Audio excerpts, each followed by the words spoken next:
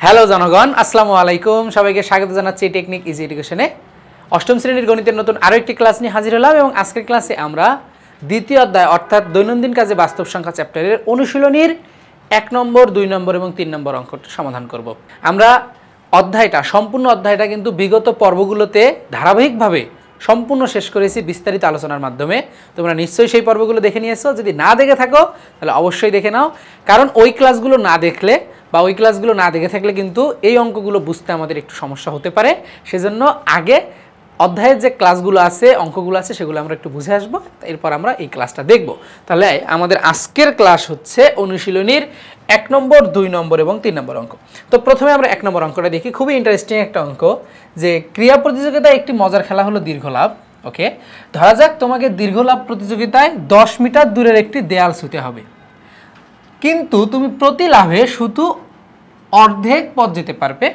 যেমন প্রথম লাফে 10/2 মানে 5 মিটার, অর্থাৎ অর্ধেক মানে তো 2 দিয়ে ভাগ করা। এর পরের লাফে হচ্ছে 5/2 মানে 2/5 মিটার পথ গেলে দেয়াল ছুঁতে কটি লাফ দিতে হবে তা কি বের করতে পারবে? কথা হচ্ছে তোমার অবস্থান থেকে 10 মিটার দূরে একটি দেয়াল আছে। এখন তুমি ওই দেয়ালটি কি করবে? তোমাকে ছুঁতে হবে। এখন ওই দেয়ালটি ছোঁয়ার জন্য তুমি লাফ দিয়ে হচ্ছে সামনের দিকে যাবে, কিন্তু লাফ দিতে পারবে শর্তে হচ্ছে প্রত্যেকবার আগের বারের অর্ধেক। তো তুমি এখন কয়টা লাফ দিলে ওই দেয়ালটা স্পর্শ করতে পারবে বা ছুঁতে পারবে? আমাদের মনে হচ্ছে যে হ্যাঁ, এটা তো লাফ দিচ্ছি, লাফ দিতে তো আমি একটা সময় গিয়ে ওটা ছুঁয়েই ফেলবো। কয়টা লাফ, এটা তো বের করা সম্ভব। কিন্তু এখানে হচ্ছে আমাদের মজাটা, আসলে এই যে কয়টি লাফ দিলে আমরা দেয়ালটি ছুঁতে পারবো, এই সংখ্যাটা আমরা নির্ণয় করতে পারতেছি না, আমরা পারবো না, এটা নির্ণয় করা যাচ্ছে না। খুবই ইন্টারেস্টিং না ব্যাপারটা, যে 10 মিটার দূরত্ব মাত্র আমি লাফ দিয়ে দেয়ালটা ছুবো, কিন্তু আমি কয়টা লাফ দিলে হচ্ছে এটা আমি ছুঁতে পারবো সেটা আমি বের করতে পারতেছি না, নির্দিষ্ট সংখ্যাটা আমরা বের করতে পারতেছি না। কেন পারতেছি না সেটাই আমরা সমাধানের মাধ্যমে দেখি। চলো, সো এই হচ্ছে আমাদের অঙ্কটা এবং সমাধানটা দেখো। আমরা প্রথম লাফে অতিক্রম করতেছি 5 মিটার, দ্বিতীয় লাফে তার অর্ধেক 2.5 মিটার, তৃতীয় লাফে তার অর্ধেক 1.25 মিটার, চতুর্থ লাফে তার অর্ধেক 0.625, পঞ্চম লাফে তার অর্ধেক 0.3125, ষষ্ঠ লাফে যাব এটার অর্ধেক, সপ্তম লাফে এটার অর্ধেক। তার মানে একটা জিনিস খেয়াল করে দেখো, এটা কিন্তু জিরোর কাছাকাছি যাচ্ছে কিন্তু কখনো জিরো হচ্ছে না। এই যে মানটা, এটা তো জিরো না হওয়া পর্যন্ত আমি তো দেয়ালটা ছুঁতে পারবো না, ঠিক না? দেয়াল আমি কখন ছুঁয়েছি? যখন আমার এই যে মিটারটা, মানে দূরত্বের যে মিটার, এটা শূন্য হয়ে গিয়েছে। দূরত্বের মিটারটা শূন্য হয়ে যাওয়ার অর্থই তো হচ্ছে আমি দেয়ালটা ছুঁয়ে ফেলছি। কিন্তু আমরা দেখতে পাচ্ছি এটা শূন্য হচ্ছে না, এটা শূন্যের কাছাকাছি যাচ্ছে সবসময়। দেখো, এই যে তুমি যতই ভাগ দিবে এটা কি হবে? শূন্যের পরে মানটা বাড়তেই থাকবে। এই যে এটার পরে শূন্য মানটা আরো বাড়তে থাকবে। তুমি 0.3125কে আবার ভাগ দিবে 2 দিয়ে, দেখবে যে সংখ্যাটা আরো বৃদ্ধি পেয়েছে। তারপরটাকে আরো 2 দিয়ে ভাগ দাও, সংখ্যাটা আরো বৃদ্ধি পাচ্ছে। এটা আসলে কি হবে? দশমিকের পরে সংখ্যা বাড়তেই থাকবে, বাড়তেই থাকবে, বাড়তে থাকবে। দ্যাট মিনস এটা আসলে শূন্যের কাছাকাছি যেতেই থাকবে, কিন্তু কখনো শূন্য হচ্ছে না। তো যখন শূন্য হচ্ছে না, তার মানে কি আমরা আসলে দেয়ালটা ছুঁতেই পারতেছি না। বা কত এভাবে ভাগ দিতে দিতে দিতে দিতে কোন সময় গিয়ে এটা আসলে শূন্য হবে সেটাও আমরা বলতে পারতেছি না। যেহেতু এটা দশমিকের পরে মান আসতেই আছে অসীম সংখ্যক বার, সেজন্য আমরা বলতে পারতেছি না আসলে কততম লাফে গিয়ে আমি এটাকে শূন্য করতে পারবো। সেজন্য এটা তাহলে কি হচ্ছে? এটা হয়ে যাচ্ছে একটা অসীম সংখ্যক লাফ। আমরা কিন্তু সেটাই লিখতেছি। দেখা যাচ্ছে যতবারই লাফ দেওয়া হবে দূরত্ব শূন্যের কাছাকাছি হবে, কিন্তু শূন্য হচ্ছে না। মানটি দশমিকের পর অসীম সংখ্যক অঙ্ক হবে, অর্থাৎ এটা তুমি যতবারই ভাগ দিচ্ছ দশমিকের পরে সংখ্যা ততই বৃদ্ধি পাচ্ছে। যতবার 2 দিয়ে ভাগ দাও দশমিকের পরে সংখ্যা ততই কি হবে? বৃদ্ধি পাবে। তার মানে এখানে আসলে আমার কি হচ্ছে? দশমিকের পরে সংখ্যাটা জিরো হয়ে যাচ্ছে না, কমতেছে না। সে কারণে আমরা বলতেছি, অর্থাৎ নির্দিষ্ট সংখ্যক লাফের সংখ্যা নির্ণয় করা যাবে না। তার মানে 1 নম্বর অঙ্কে আমরা পেলাম যে কয়টা লাফ দিলে হচ্ছে আমরা এই যে দেয়ালটা ছুঁতে পারবো। আমরা বললাম যে এটা একটা অনির্দিষ্ট মান, কয়টা লাফ আমি দিলে দেয়ালটা ছুঁতে পারবো সেটা আমি নির্ণয় করতে পারতেছি না। কেন পারতেছি না সেটা কিন্তু আমরা দেখলাম। তাহলে দেখো, এই জন্য বলছিলাম অঙ্কটা খুবই ইন্টারেস্টিং। মনে হবে যে মাত্র তো 10 মিটার, আমি তো ছুঁয়েই ফেলবো, কিন্তু না, আসলে আমরা ছুঁতে পারতেছি না। বা কয়টা লাফ দিলে আমি ছুঁতে পারবো সেটা আমি নির্ণয় করতে পারতেছি না। আশা করি তোমরা ক্লিয়ার হয়ে গিয়েছো। এবার চলো আমরা দেখি 2 নম্বর। সো 2 নম্বরে আছে কি? একটি বর্গাকার আমবাগানে 1369টি আম গাছ আছে। বাগানের দৈর্ঘ্য প্রস্থ উভয় দিকে সমান সংখ্যক আম গাছ থাকলে প্রত্যেক সারিতে গাছের সংখ্যা যুক্তি সহকারে উপস্থাপন করো। দেখো, দৈর্ঘ্য প্রস্থ উভয় দিকে সমান সংখ্যক, অর্থাৎ দৈর্ঘ্যের দিকে যতটা আছে প্রস্থের দিকেও ঠিক ততটা আছে, এবং আম বাগানটা হচ্ছে বর্গাকার।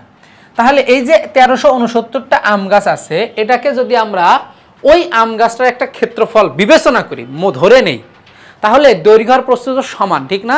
তার মানে এটা যেহেতু একটা বর্গাকার বাগান, তার মানে আম গাছের সংখ্যা দৈর্ঘ্য বরাবর এবং প্রস্থ বরাবর কত হবে? এটার বর্গমূলের সমান। আমি উদাহরণ যদি দেই, মনে করো একটা আম গাছের বাগান বা যে কোনো একটা বাগান যেটা বর্গাকার বাগান, তার ক্ষেত্রফল হচ্ছে 4। তাহলে আমি যদি তোমাকে বলি এর দৈর্ঘ্য কত, এর প্রস্থ কত, তুমি কি করবা? তুমি এটা রুট করে দিবা। আমরা শিখে এসেছি, তাই না? আমরা হচ্ছে যখন বর্গমূলের অঙ্ক করেছি তখন কিন্তু আমরা ঠিক এই কাজটাই করে এসেছি। তাহলে তুমি কি করবে? এটি রুট করে দিবা না, দিয়ে 2 বের করবা না। 2 হচ্ছে কি আসলে দৈর্ঘ্য এবং প্রস্থ উভয়েরই মান। ঠিক একইভাবে এখানে আমার টোটাল গাছ হচ্ছে 1369টা, দৈর্ঘ্য বরাবর এবং প্রস্থ বরাবর কি আছে? সমান সংখ্যক গাছ আছে। তাহলে দৈর্ঘ্য বরাবর কয়টা গাছ আছে এটা যদি আমি বের করতে চাই, তাহলে রুট করলেই হচ্ছে। প্রস্থ বরাবর কয়টা গাছ আছে এটা যদি বের করতে চাই, এটাকে রুট করলেই হচ্ছে, কারণ দৈর্ঘ্য এবং প্রস্থ বরাবর গাছের সংখ্যা কত? সমান। তাহলে আমরা এটাকে জাস্ট রুট করে দিলেই মানটা বের হয়ে যাচ্ছে। ঠিক, তাহলে দেখো আমরা রুট করে দেই। দেখো দেওয়া আছে বর্গাকার আম বাগানে আম গাছ আছে কয়টা? 1369টা। বাগানের দৈর্ঘ্য প্রস্থ বরাবর সমান সংখ্যক আম গাছ আছে, অতএব দৈর্ঘ্য প্রস্থ বরাবর প্রতি সারিতে আম গাছ আছে কয়টা? রুট ওভার 1369টা, অর্থাৎ এটার বর্গমূল। তাহলে কত হচ্ছে? 37টা। তার মানে দৈর্ঘ্য বরাবর আমরা পাইলাম হচ্ছে 37টা গাছ, আর প্রস্থ বরাবর আমরা পাচ্ছি হচ্ছে কত? 37টি গাছ। তাহলে এটা হচ্ছে আমাদের প্রথম অংশটুকুর উত্তর। এবার দ্বিতীয় অংশটুকু দেখো কি বলছে। দ্বিতীয় অংশটুকুতে বলছে দৈর্ঘ্যে ও প্রস্থে দুটি গাছের মধ্যে দূরত্ব 100 ফুট হলে, তার মানে একটা গাছ থেকে আরেকটা গাছের দূরত্বের কথা বলা হচ্ছে কত? 100 ফুট। বাগানের ক্ষেত্রফল আনুমানিক কত হবে বলে তুমি মনে করো? আচ্ছা, তাহলে এখন আমি যদি বাগানের ক্ষেত্রফল বের করতে চাই, তাহলে আমাকে জানতে হবে বাগানের দৈর্ঘ্য কত, বাগানের প্রস্থ কত। কারণ দৈর্ঘ্য আর প্রস্থ জানা থাকলে আমি ক্ষেত্রফল বের করতে পারবো। এখন বাগানের দৈর্ঘ্য বের করার জন্য আমি কিসের সাহায্য নিব? এই যে গাছদের দূরত্ব, একটা গাছ থেকে আরেকটা গাছের দূরত্ব কত। কারণ আমি দেখতেছি আমার প্রত্যেক সারিতে গাছ আছে 37টা, তাহলে একটা গাছ থেকে আরেকটা গাছের যে দূরত্ব এটা যদি আমি হিসাব করি, তাহলে টোটাল দূরত্বটা আমি পেয়ে যাব 37টা গাছের দূরত্ব। এটা হচ্ছে আমার দৈর্ঘ্যের মান। একইভাবে প্রস্থের মানও তাই হবে, এটা তো বর্গাকার বাগান। এখানে একটা জিনিস হচ্ছে, আমাদের গাছ হচ্ছে 37টা। এখন মনে হতে পারে ভাইয়া যে এখানে দূরত্ব হবে কয়টা? 37টা দূরত্ব হবে।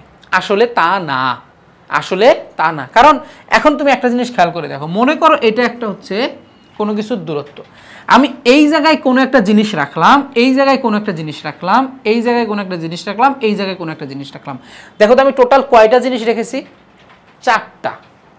দূরত্ব কয়টা পেয়েছি? দেখো 1টা 2টা 3টা। দূরত্ব কয়টা পেলাম? 3টা। যখন আমি 2টা জিনিস রাখতেছি দূরত্ব হচ্ছে 1টা। যখন আমি 3টা জিনিস রেখেছি 1টা 2টা 3টা, তখন দূরত্ব কয়টা? 2টা। যখন 4টা জিনিস রাখলাম দূরত্ব কয়টা? 3টা। এখানে যদি আমি আরেকটা জিনিস রাখি দূরত্ব হবে কয়টা? 4টা। জিনিস রেখেছি কয়টা? 5টা। দ্যাট মিনস আমাদের টোটাল সংখ্যা যত, অর্থাৎ গাছের সংখ্যা যত, দূরত্ব হচ্ছে তার থেকে একটা কম। কারণ ওই যে 2টা গাছ মিলে তো আসলে একটা দূরত্ব হয়, একটা গাছ থেকে আরেকটা গাছের দূরত্ব। 2টা গাছ মিলে দূরত্ব হলো একটা। সেজন্য এখানে হচ্ছে আমাদের টোটাল গাছ যতটা, দূরত্ব হচ্ছে তার থেকে 1 কম।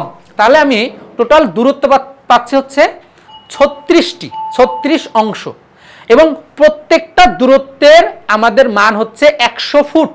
তাহলে 36টা দূরত্বের মান কত? 3600 ফুট। তার মানে আমি দৈর্ঘ্যটা পাচ্ছি কত? 3600 ফুট। একইভাবে তাহলে প্রস্থও কত? 3600 ফুট, কারণ এটা তো আসলে বর্গাকার বাগান। দেখো আমরা সেটাই এখন বের করতেছি। আমবাগানের দৈর্ঘ্য এই যে 37 থেকে 1 বিয়োগ দিচ্ছি। কেন 1 বিয়োগ দিচ্ছি? ওই যে গাছ যতটা দূরত্ব তার থেকে 1 কম, তাহলে আমরা দিলাম যে দূরত্ব 1 কম, তাহলে 36, তার সাথে যেহেতু প্রত্যেকটা দূরত্বের মান হচ্ছে 100 ফুট, সো 100 ফুট গুণ করে দিলাম। তাহলে টোটাল আসলে কত? 3600 ফুট বা 3600 ফুট। একইভাবে বাগানের প্রস্থটা বের করে নিলাম। যদিও প্রস্থ তুমি যদি মনে করো বের করবে না তাহলেও হবে, কারণ বর্গাকার যেহেতু, দৈর্ঘ্য যাহা প্রস্থ তাহা। তাহলে এখানে আমাদের প্রস্থ হচ্ছে 3600 ফুট। তাহলে দৈর্ঘ্য পেয়েছি, প্রস্থ পেয়েছি, ক্ষেত্রফল আমরা অনায়াসেই বের করতে পারি। ক্ষেত্রফল কি? দৈর্ঘ্য গুণন প্রস্থ। তাহলে 3600 গুণন 3600, তাহলে হচ্ছে কত? এই যে এটা হচ্ছে আমাদের মান। ক্ষেত্রফল, বাগানের ক্ষেত্রফল এত বর্গফুট। বর্গফুট কেন? কারণ ফুট আর ফুট গুণ হয়েছে, আর ক্ষেত্রফল সবসময় কিসে হয়? বর্গফুটে হয়, মানে বর্গে হয় আর কি। এখানে বর্গ একক, ফুট আছে তাই ফুট হয়ে গেছে, মিটার থাকলে মিটার হতো, এটা তোমরা সবাই জানো। তাহলে এটা হচ্ছে আমাদের অ্যান্সারটা। দেখো, খেয়াল করে দেখো, অঙ্ক কিন্তু খুবই সহজ, খুবই ইজি, শুধু আমাদের একটু মাথা খাটায় একটু বুঝে অঙ্কটা করতে হচ্ছে। তাহলে এই হচ্ছে আমাদের 2 নম্বর অঙ্কের সমাধান। আশা করি তোমরা অঙ্কটা বুঝে গেছো। ওকে, এবার চলো আমরা 3 নম্বরটা দেখি। 3 নম্বরটা খুবই মজার অঙ্ক এবং সহজ অঙ্ক।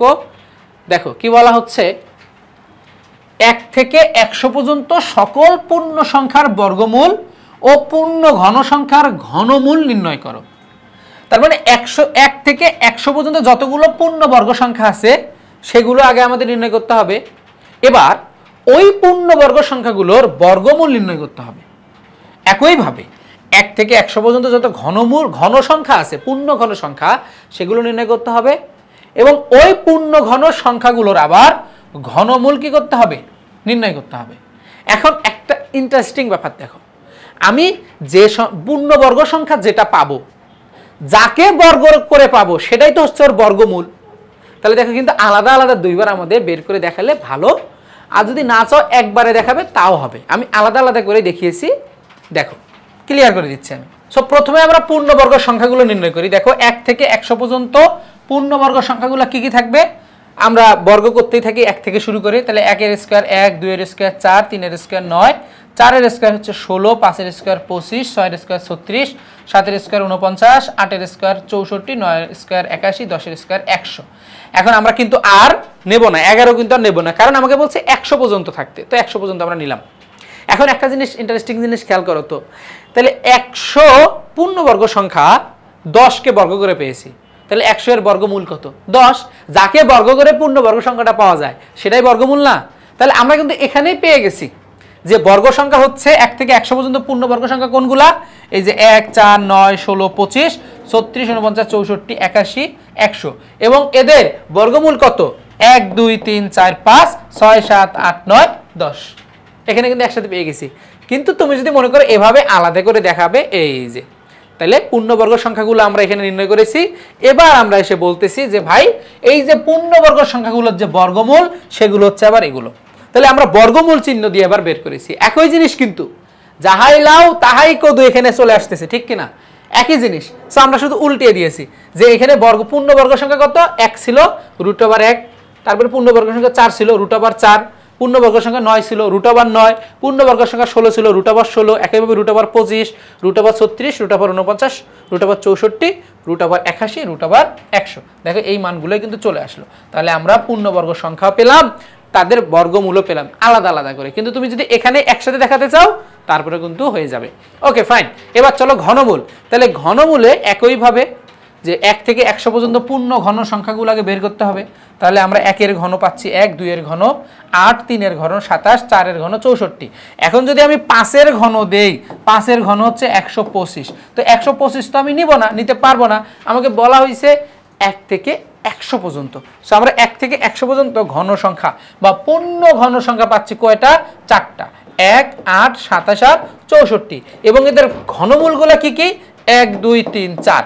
তাহলে আমরা ঘনমূল আবার এভাবে বের করতে পারি যে ওই যে পূর্ণ ঘন সংখ্যাগুলো সেগুলোর ঘনমূল হচ্ছে এই যে আমরা ঘন চিহ্ন দিয়েছি। এটা কি ঘন চিহ্ন না? ঘনমূল চিহ্ন আর কি। এটা ঘনমূল চিহ্ন আমরা দিয়েছি। তাহলে ঘনমূল চিহ্ন দিলে ঘন 1 মানে 1, ঘন 8 মানে 2, ঘনমূল 27 মানে হচ্ছে 3, ঘনমূল 64 মানে হচ্ছে 4। তাহলে এই হচ্ছে আমাদের মূলত অঙ্কটা।